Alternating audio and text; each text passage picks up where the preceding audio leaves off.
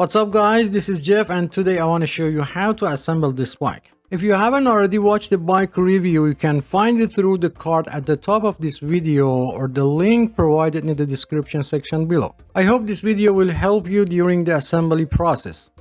Before you start assembling the bike, it's important to note that the bike comes with a 1-year warranty as mentioned in the manual. To use the warranty, you will need to submit the warranty form along the purchase receipt, the bike serial number located under the body, and the bike model. You can find it on the frame. If the bike doesn't come with the manual, you can visit the manufacturer's website to access the required information and fill out the necessary details. To assemble this bike, you will require the following tools: a Phillips screwdriver, preferably in size 2 or medium, wrenches in size 10, 13, and 15 mm, Allen wrench in sizes 4, 5, and 6 mm. If you don't have the specific 10 and 13 mm wrenches, you may utilize an adjustable wrench instead.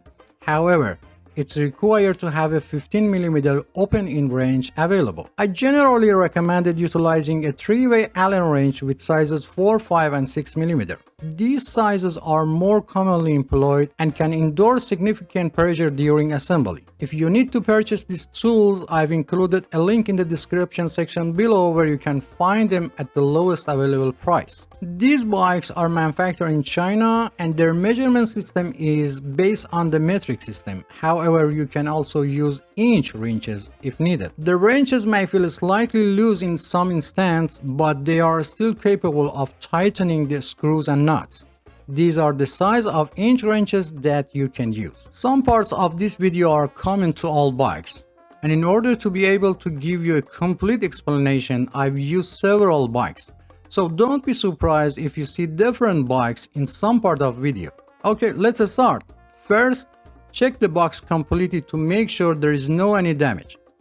If the box appears to be damaged when opening it, make sure the bike parts are not damaged in the damaged area of the box. Avoid tearing the box completely when removing the bike. Why?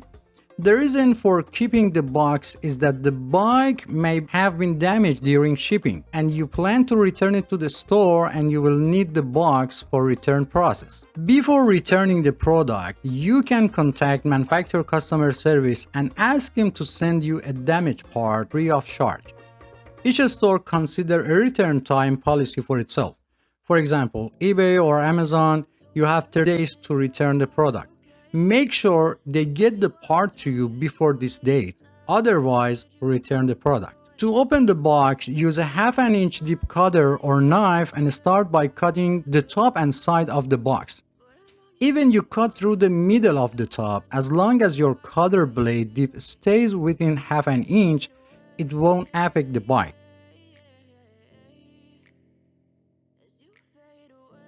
After opening the box, visually inspect the internal components including the wheels, front fork, rear derailleur, and handlebar to make sure they are free of any damage.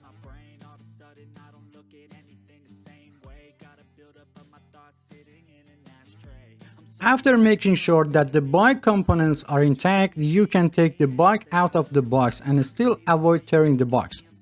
To safely remove the bike, it's recommended to bend your knees slightly and place the box vertically and start taking the bike out in a slow and controlled manner. Pay attention to your posture. Do not put in too much pressure on your back to avoid muscle cramp. After removing the bike from the box, do not forget to check the inside of the box completely and do not throw away until you finish assembling the bike. Many times it happened that a small screw or nut was still hidden inside the box, even under the flaps. For ease of assembly, remove all paper and plastic cover from the bike. However, be careful not to damage the paint on the body when removing them, as this may lead to rust over time. Also be sure to remove any remaining tape from the body, as it will change the bike paint over time. In the comments of my previous video, some have asked why I don't use a bike assembly tripod. Well, let me clarify that I assemble bike for regular folks, not experts, and I don't know what percentage of people have a bike tripod.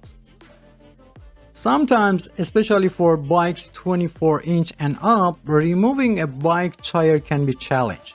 Be careful not to apply too much pressure when trying to remove the tire because it can lead to bend or broken spoke. To successfully remove the wheel, gently push the bike forward and backward while rotating the tire in the same direction to release. Second question, why do I choose the assembly bike on the floor instead of the table?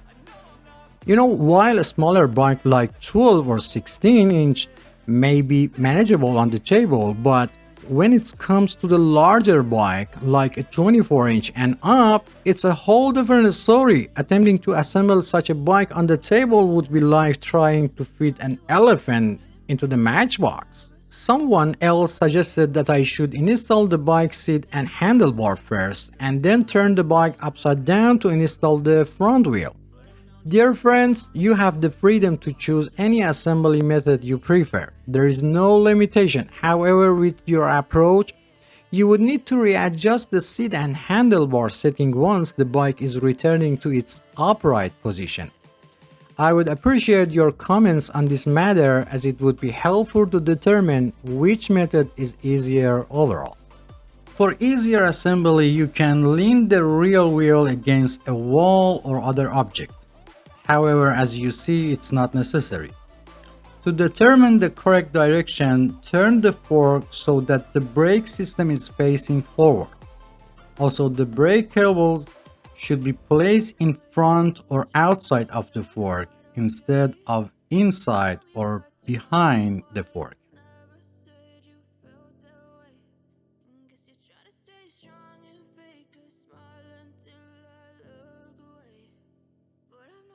If present, remove the plastic piece from end of the fork.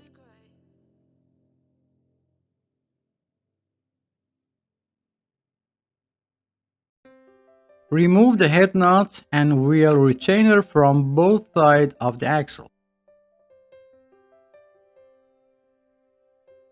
Check the tire and if available, find a direction of rotation of the tire. Lift the bike frame and place the wheel axle in the fork and then open the kickstand. You will notice that the bike is stable, although it's best to always keep one hand on the bike just to be sure. If the rim is warped or bent, I made a video on how to fix it and I've put the link in the description section below. There is a hole at the end of the fork. Insert the wheel retainer into the hole and tighten the head nut by hand. In only a few limit models, only washers are used for the wheel retainers. Repeat the same process on the other side.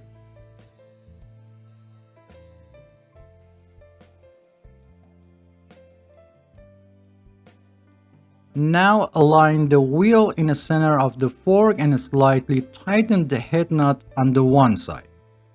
Tighten the nut slightly on the other side and finally tighten the head nut on each side completely. And don't forget to check the alignment of the wheel during the process. If the fork was bent and you couldn't put the tire in the fork, I made a video and I've put the link in the description section below how to fix it.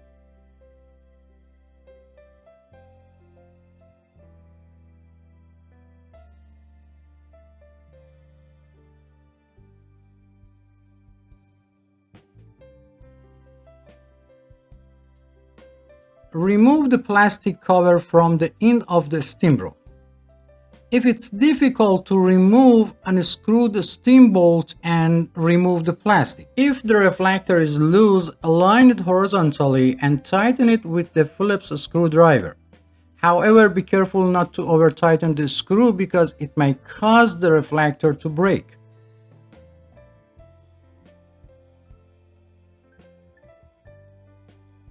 Place your finger on the steam bolt and insert it into the head tube.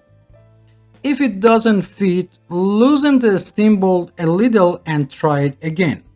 In rare cases, the hole may not align properly and prevent the rod from going in place.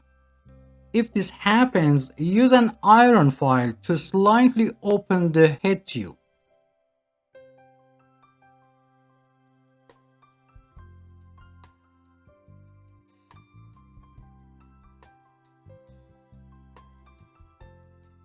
the height of the handle is adjusted.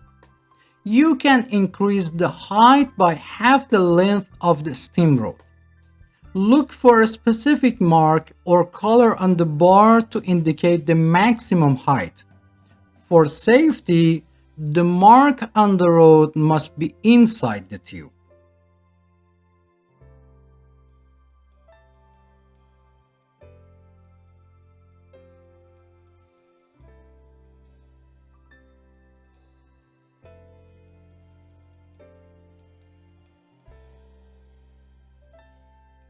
To adjust the distance between the handlebar and rider, loosen the front steam bolt or screws and make the adjustment while the rider is sitting on the seat.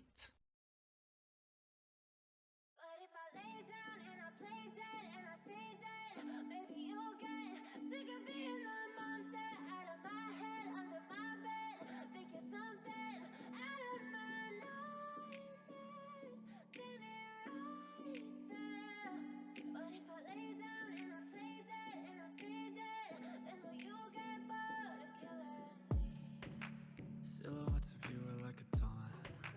Never really know just what you want. With you I don't ever feel calm. I can feel the sweat inside my palms. Play with me like cats and a string. You don't understand the pain it brings. You don't ever wanna give me wings. You don't ever wanna set me free. You know I'm addicted to you, and it's twisted. You've been gifted with the Align the tire with the handlebar and tighten the screw on the stem to secure the handlebar in place.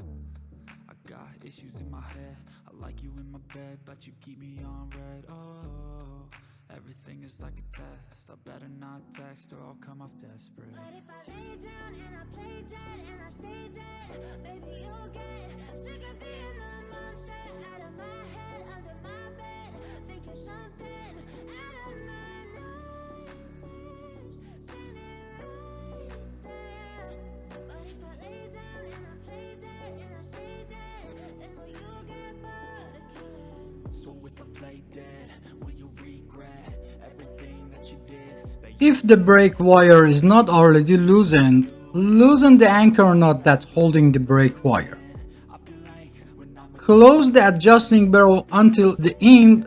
Align the groove of the adjusting barrel with the groove of the brake handle. Loosen the anchor nut that's holding the brake cable. Release the wire slightly and insert the head of the wire into the hole of the brake handle. Pass the wire through the grooves. After installing the brake cable head, tighten the adjusting barrel on the brake handle until the end. My heart's been wounded. Silhouettes of you are like a taunt. Never really know just what you want. Check that the brake pads are only in contact with the rim when braking. Sweat inside my palms. Press the brake arm and observe the position of the pads and adjust them if necessary. You don't ever wanna give me wings. You don't ever wanna set me free. To tighten the brake pads, use your thumbs to hold the pads in place as you're tightening them. This prevents the pad from rotating during tightening. Thinking something out of my nightmares, standing right there.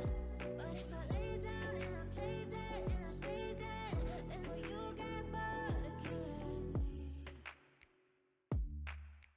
Then will you get bored of killing me? Then will you get bored of killing me? To adjust the tension of the brake cable, press both brake arms with 2 fingers and loosen the anchor nut. If loosened, never mind. Make sure the top and bottom brake cover are in place. Pull the brake cable and then tighten the brake anchor nut. Test the brake by moving the front wheel and pressing the brake lever to make sure the brakes are set correctly. Ideally, the distance between the brake lever and a grip should not be less than half a full size. If both brake arms do not move together and you want to adjust them, you'll need the special tools or a narrow 14 spanner. Put the special wrench inside the two spring rings behind the brake arms and turn it a little in the direction that the arm doesn't move so that both arms move together, or use narrow 14mm spanner. Do this several times until both arms move together. If after adjusting the arms return to original position, slightly tighten the nut behind the front brake system. Even if only one arm moves, the braking system will still working properly. Test the brake by moving the front wheel and pressing the brake lever to make sure it's properly adjusted.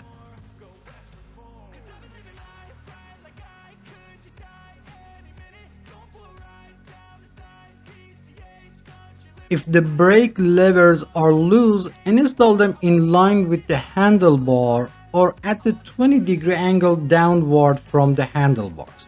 Sometimes you hear a cracking sound while tightening the screw. This is a normal, and don't worry.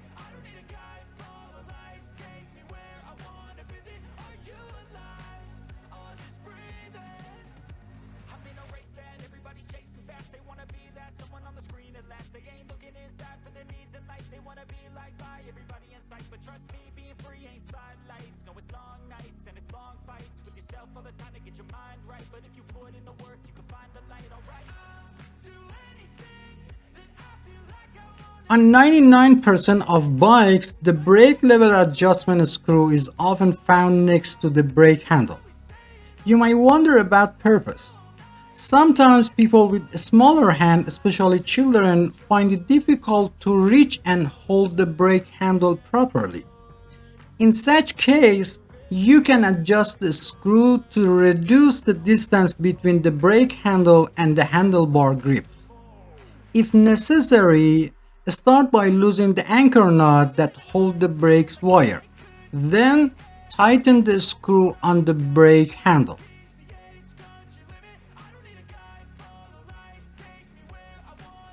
As you do this, you will notice that the brake handle moves closer to the handlebar grip and reducing the distance between them.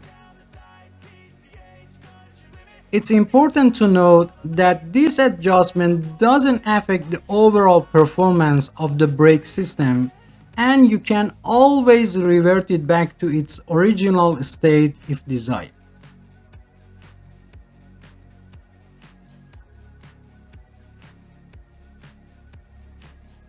Remove the fender retaining bolt from the fork and place the fender.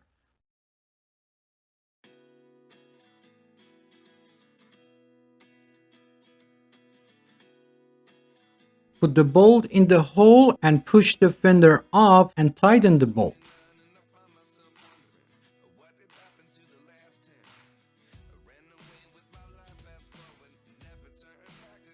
Loosen the two screws supporting the fender arm from the fork and install fender supports. Then pull back the fender and tighten the screws.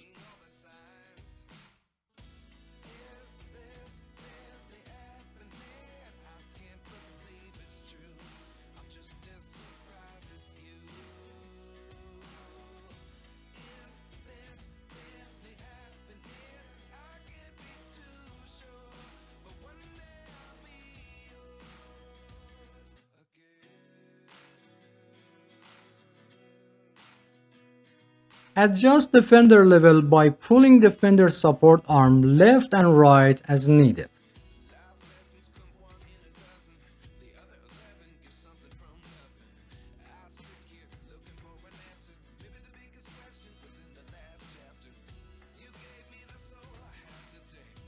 To install the pedals, find the right side of the pedal by checking the letters R or L labeled on the pedals.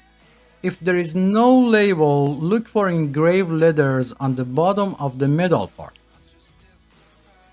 If the chain has came off the sun wheel or sprocket, reinstall it by placing it on the sprocket with your thumb and turning the pedal once.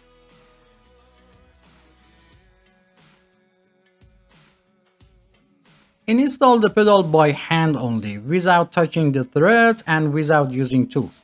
Be careful to install the pedal vertically on the crank arm to avoid damage to the pedal and crank threads. For the left side, turn it counterclockwise, or easy way, turn it toward the front of the bike. After making sure the pedal is in the correct position, turn it a few times by hand, then while holding the real wheel, use a 15mm wrench to tighten it. In rare cases when the pedal cannot be installed, first install the pedal on the other side. Sometimes the pedal may be labeled with the letter L, but both pedals are designed for the right side of the bike. If it's not installed on the opposite side, go back and install the pedal from the inside of the crank arm in the opposite direction to the rear of the bike. This is done when the pedal or crank thread is damaged, and reversing the installation direction will help rebuild the thread paths for proper installation. Also, if the pedal installed in this position, then you know you have selected the right pedal.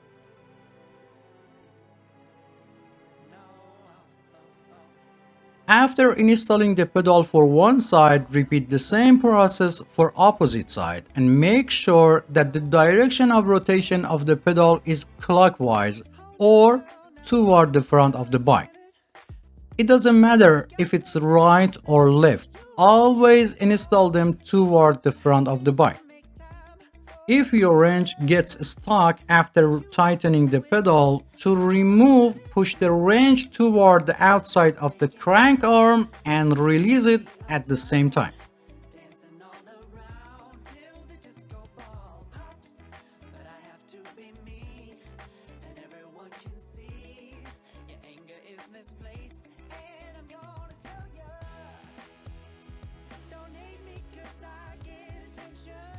Loosen the two screws supporting the fender arm and install fender supports. Then pull back the fender and tighten the screws.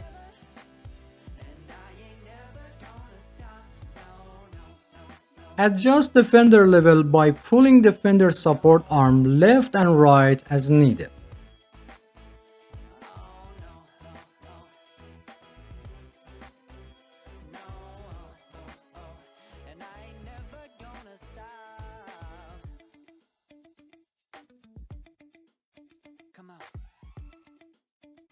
Listen to me. I've tried so many times to tell you this is as good as I can be. Why isn't it enough to be faithful and also be the hit of the party? Let's just break it down to you and me uptown, dancing all around till the disco ball pops. But I have to be me, and everyone can see your anger is misplaced, and I'm gonna tell you, don't hate me 'cause I get attention. Don't turn me into what I'm not. I have to be me 24/7, and I ain't never gonna stop. No, no, no, no. No, no, no, no. Never gonna stop. No, no, no, no. Yeah, yeah, yeah, yeah, yeah. I ain't never gonna stop. No. If necessary, loosen the two nuts holding the seat clamps and place the seat post in place and in a vertical position. I ain't never gonna stop now, baby. Never gonna stop now, baby. Yeah, yeah, yeah. No, no, no. Never gonna stop now, baby. Tighten the nuts on the both sides of the seat clamp from the left and right and make sure that the seat post doesn't move.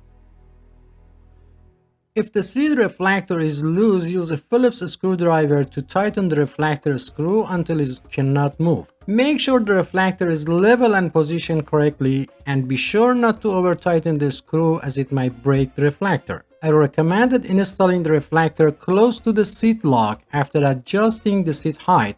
Note that I'm mounting the reflector close to the seat for minimal height. Open the quick release seat post lever and place the seat post in the desired position.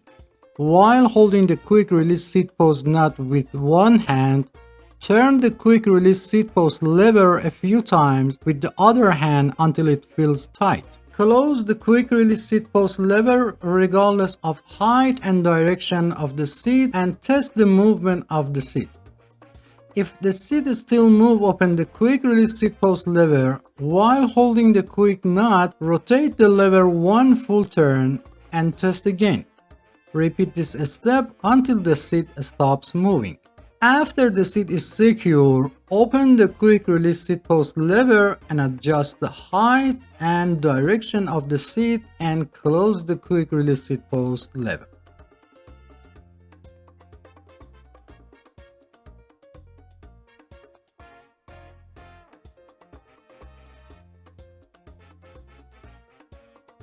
If the seat continues to move after locking, you may need to tighten the seat clamp nuts. Also, if the seat angle needs to be adjusted, loosen the seat clamp nuts a little, change the seat angle, and tighten the nuts again. The height of the seat can be adjusted according to the two age group of people under 18 years old and people over 18 years old. It's important to keep in mind that the body continues to grow until about 18 to 25 of age and then growth slows down. For children under 14, it's recommended to buy a slightly larger bike to accommodate their future growth and choose the right size for people over 18 years old. It should be noted that the age alone is not a determining factor and body size and proportion are more important. Some people may be 10 years old but have the same body size as a 13 years old. For bikes with training wheels, it's enough for children's toes to touch the pedals and they can turn them. For bikes without training wheels, the seat height is considered appropriate if toes can touch the floor while sitting on the seat, or one foot should be firmly on the ground while the heel of the other foot is flat on the pedal, or one foot should be on the ground while the toes on the other foot are placed on the pedal and the foot is slightly bent. If for any reason the seat post falls into the seat tube, turn the bike upside down and gently tap the bike body to remove the seat post. Another solution to prevent the post from falling inside the seat tube is to install the seat post alone first and then attach the seat. This eliminates the possibility of the seat post falling into the pipe during the installation.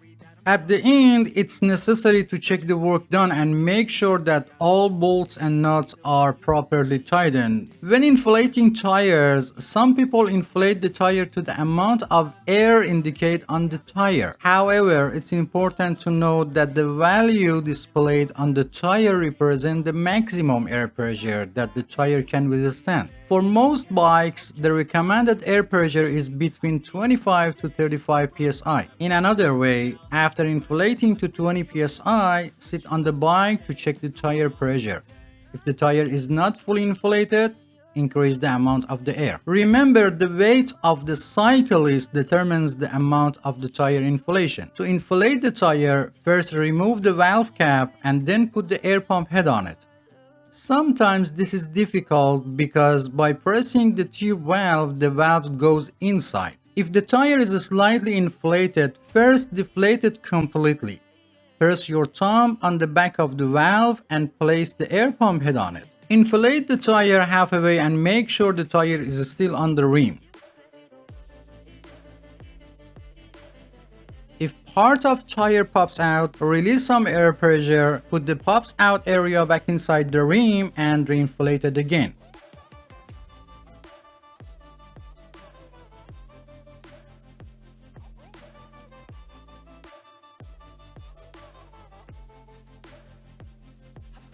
Over 90% of bike tubes have a Schrader valve, while the rest have the Presto valve.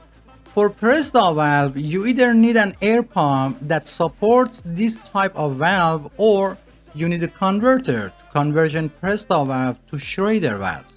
To inflate the Presto model, first tighten the nut holding the valve on the rim, then remove the valve cap and open the nut above the valve all the way.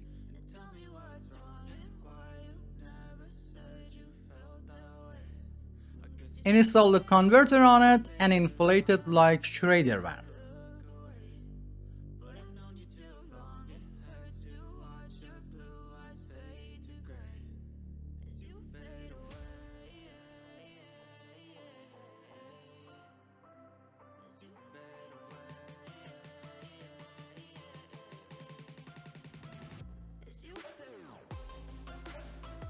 After inflating, first remove the air pump head, then remove the converter and close the nut above the valve again.